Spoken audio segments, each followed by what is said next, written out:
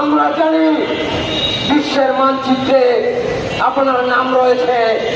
মাননীয় শিক্ষা উপদেষ্টা মহোদয়,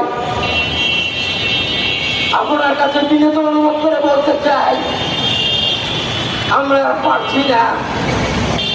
আমাদের বাবা মাকে বাঁচাতে হলে এই এক দফায় একটা আমি নিয়ে নেমেছি। যতক্ষণ পর্যন্ত আমাদের এই এক দফা দাবি পূরণ না হবে, ততদিন পর্যন্ত 340টি কলেজে কর্মরত বেসরকারি কর্মচারীরা এই রাজপথ ছাড়বে না।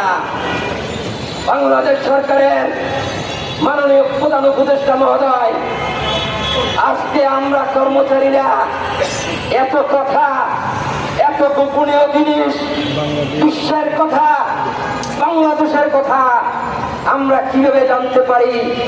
কারণ আমরা যদি এই কর্মচারীরা শিক্ষা প্রতিষ্ঠানে চাকরি করি, আমরা